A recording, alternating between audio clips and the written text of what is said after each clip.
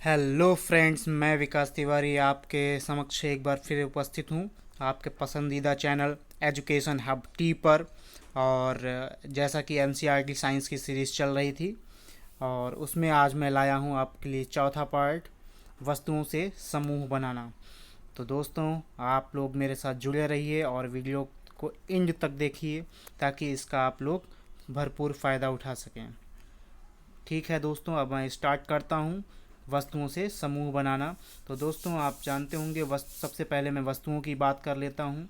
तो वस्तुएं जो है कई प्रकार के पदार्थों से मिलकर बनी हुई होती हैं, कई प्रकार के पदार्थों से बनी हुई होती हैं। और जैसे कि हम आसपास जो भी जैसे कि कूलर हो गया, टंकी हो गया, बैलगाड़ी, साइकिलें, खाना पकाने के बर्तन हो गए, वस्तुएं हो, पुस्तकें हो गई, वस्त्र हो गए, खिलौने, जल, पत्थर इत्यादि जो चीज़ें हैं, ये सभी क्या हैं, हमारे चारों ओर की वस्तुएं ही हैं। तो ये जो है एक पदार्थ से या एक से अधिक पदार्थों से मिलकर बनी हुई होती हैं। जैसे कि ये पदार्थों में कांच हो सकता है, धातुएं हो सकती हैं, प्लास्टिक हो सकती है, रुई, कागज़, पंख या मिट्टी के भी हो सकते हैं ये वस्तुएं। तो सबसे पहले हम लोग बात कर लेते हैं पदार्थों की। आखिर ये पदार्थ होते क्या हैं?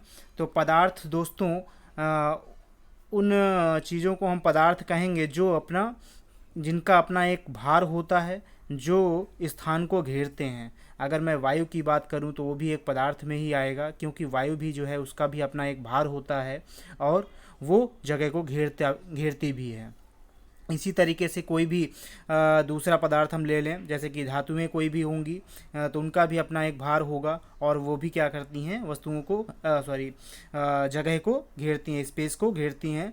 इसलिए जो है ऐसे पदार्थ, ऐसी चीज़ें जो जिनका अपना भार होता है और जो जगह को घेरती हैं, उन्हें हम क्या कहते हैं, पदार्थ कहते हैं।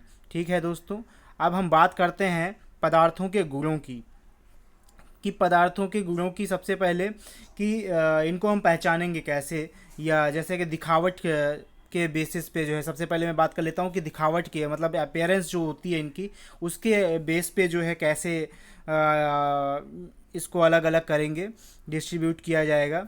ठीक है, तो आप जानते हैं कि हाँ, पदार्थ जो होते हैं अलग अलग, पदार्थ जो है अलग अलग देखने में जो है सब भिन्न भिन्न होते हैं। लकड़ी जो है लोहे से बिल्कुल भिन्न होती है। इसी तरीके से अगर मैं बात करूं तो लोहा, तांबा, एल्युमिनियम, ये भी देखने में भिन्न भिन्न होते हैं, लेकिन इसमें कुछ समानताएं भी पाई जाती हैं। लेकिन ये समानताएं जो है लकड़ी में बिल्कुल भी नहीं पाई जाएंगी। ठीक है, इसी तरीके से गत्ता हो गया, लकड़ी हो गया, तांबे का तार हो गया, एल्युमिनियम की सीट हो गई, चौक हो गया, इन सभी की जो है दिखावट जो है वो क्या है, भिन्न भिन्न होती है। इसमें से कुछ पदार्थ ऐसे होते हैं जो चमकीले होते हैं। ठीक है, जो पदार्थ चमकीले होते हैं उन पदार्थों को हम धातुएं कहते हैं। जैसे कि एल्युमिनियम, तांबा, लोहा। ठीक है, ये पदार्थ जो हैं ऐसे देखने पे हो सकता है आपको चमक न दे रहे हों, क्योंकि वायु के साथ जब ये वायु में खुला पड़े रहते हैं या नमी आसपास मिल जाती है, तो ये उसके साथ क्रिया कर लेते हैं, जिससे कि इनकी जो चमक होती है वो समाप्त हो जाती है। लेकिन जैसे मैं कहूँ कि लोहे की एक रॉड ले ली जाए और उसको बीच से काटा जाए, काटने पे आप देखेंगे जहाँ पे आपने काटा है वहाँ पे एक चमक जो है आपको, धातुएं जो है ऐसे पदार्थ होती हैं जिनकी अपनी एक चमक होती है, या वे पदार्थ जिनसे हम इलेक्ट्रिसिटी जो है पास कर सकते हैं, उन्हें हम धातुएं कहते हैं। एग्जाम्पल के तौर पे लोहा हो गया, तांबा, एल्युमिनियम, सोना, और भी बहुत सी धातुएं हैं जैसे प्लेटिनम वगैरह जो हैं ये होती हैं। फिर हम बात करते हैं पदार्थों में कठोरता के आधार पर। तो कठोरता के आधार पे हम बात करें तो देखिए, कुछ पदार्थ ऐसे होते हैं जो आसानी से जो है दब जाते हैं, और कुछ पदार्थ ऐसे होते हैं जिनको हम दबाते हैं लेकिन वो दबते नहीं हैं। ठीक है, यानी कि कुछ पदार्थ ऐसे हैं जिनको दबाते हैं तो वो संपीड़ित हो जाते हैं। ठीक है, कंप्रेस हो जाते हैं, और कुछ कंप्रेस नहीं होते हैं, संपीड़ित नहीं होते हैं। ठीक, जैसे कि हम लोग बात करते हैं कि लकड़ी या एल्युमिनियम या पत्थर का कोई टुकड़ा ले लिया जाए, तो इनको हम जब दबाएंगे तो ये आसानी से दबते नहीं हैं। ठीक है, तो जो पदार्थ दबते नहीं हैं, संपीड़ित नहीं होते हैं, उन्हें हम कठोर पदार्थ कहते हैं। और जो संपीड़ित हो जाते हैं उन्हें हम कोमल पदार्थों की श्रेणी में रखते हैं।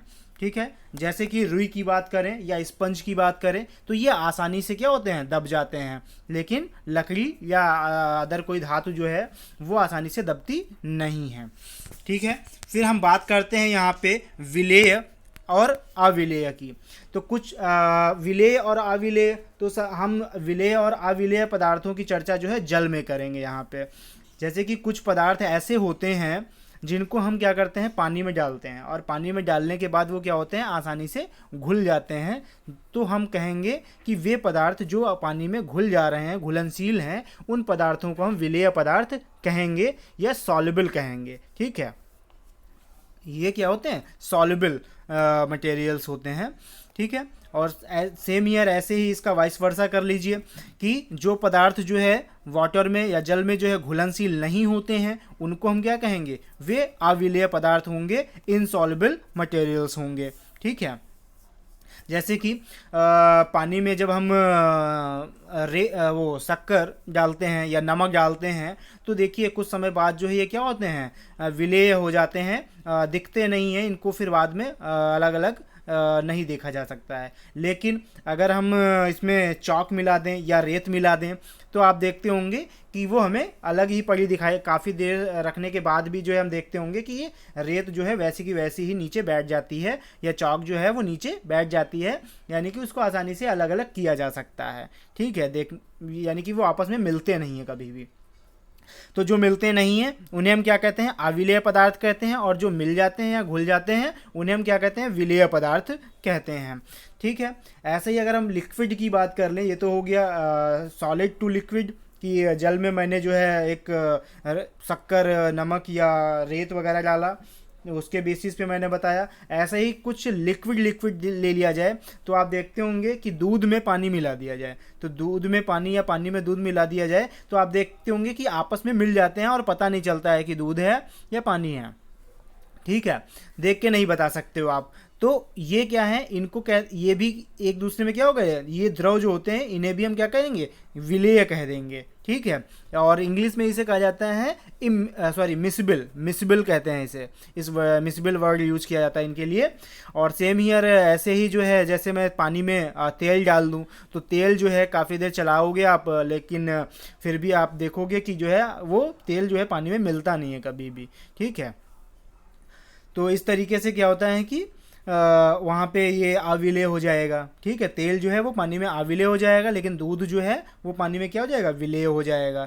तो यहाँ पे विलेय के लिए जो है मिसिबल वर्ड और अविलेय के लिए इमिसिबल वर्ड यूज किया जाएगा। ठीक है, यानी कि मिसिबल लिक्विड है और इमिसिबल लिक्विड है। ठीक है, अब हम आगे चलते हैं दोस्तों। ये बात हो गई आपकी विलेय और अविलेय पदार्थों की। ठीक है, फिर बात करते हैं पारदर्शिता।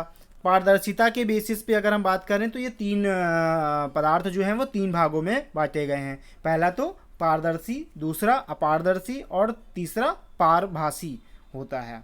ठीक है, तो सबसे पहले बात करते हैं पारदर्शी। पारदर्शी पदार्थ दोस्तों वे पदार्थ होते हैं या वे सामग्रियां होती हैं जिनसे होकर हम आर पार की वस्तुओं को देख सकते हैं। एक तरफ से देखें और दूसरी तरफ की वस्तु हमें दिखाई दे, तो ऐसी वस्तुएं जो होती हैं उन्हें हम क्या कहते हैं, पारदर्शी वस्तुएं कहते हैं। जैसे कि कांच से हम एक तरफ से दूसरी तरफ का देख सकते हैं।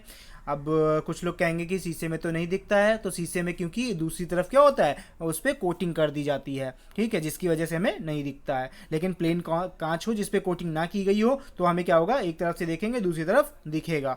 सेम ईयर ऐसा ही बात करें तो जल में भी दिखता है, वायु में भी दिखता है। कुछ प्लास्टिक भी ऐसी होती हैं जो पारदर्शी होती हैं। ठीक है, फिर हम बात करते हैं अपारदर्शी पदार्थों की। अपारदर्शी पदार्थ दोस्तों वे पदार्थ होते हैं जिनमें हम एक तरफ से देखने पे दूसरी तरफ नहीं दिखाई देता है।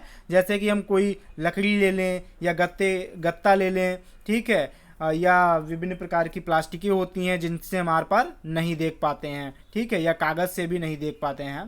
ठीक है, फिर हम बात करते हैं पारभासी। पारभासी पदार्थ वे पदार्थ होते हैं जिनसे हमें इस पर एक तरफ से दूसरी तरफ देखने पे वस्तु तो दिखाई देती है, लेकिन वह वस्तु जो है स्पष्ट नहीं दिखाई देती है। जैसे कि हम बात करें कागज़ की, तो कागज़ से दोस्तों हम एक तरफ से दूसरी तरफ देखते हैं तो हमें दिखाई नहीं देता है, लेकिन यदि वो उस कागज़ को तेल में डुबो दिया जाए और फिर निकाला जाए, या सिंपल ऐसे बोल सकते हो कि कागज़ पे तेल लगा दिया जाए, ठीक है, और तेल लगाने के बाद उस कागज़ से देखें तो हम देखेंगे कि कागज़ की दूसरी तरफ हमें कुछ दिखाई दे रहा होगा, उसकी तरफ दूसरी तरफ जो भी चीज़ें रखी होंगी वो हमें दिखाई दे रही होंगी, लेकिन हमें क्लियरिटी नहीं मिलेगी, स्पष्ट रूप से हम नहीं बता पाएंगे कि वहाँ पे कौन सा सामान रखा हुआ है, ठीक है। तो ऐसे पदार्थ जो होते हैं उन्हें हम क्या कहते हैं, पारभासी पदार्थ कहते हैं, ठीक है। तो हम पदार्थों को जो है पारदर्शिता के बेसिस पे 3 भागों में बांट सकते थे, ठीक है। ये बात हो गई इसमें पारदर्शिता की, सॉरी। अब हम बात करते आगे चलते हैं, और आगे अब देखिए आपका चैप्टर हो गया ये समाप्त, ठीक है। और जैसे ही आगे चलेंगे तो आपको यहाँ पे मिलेगी समरी। तो दोस्तों जो है इस समरी को ज़रूर पढ़ें, क्योंकि ये समरी जो है, जो आपका जो चैप्टर मैंने बताया समझाया है, उसकी पूरा सार जो है इसमें दे रखा रहता है, और ये काफ़ी आपके लिए फ़ायदेमंद साबित होता है। तो दोस्तों आज की वीडियो हम आपको पसंद आई हो तो हमारे चैनल को लाइक करें, सब्सक्राइब करें और शेयर करना ना भूलें दोस्तों। थैंक यू, धन्यवाद।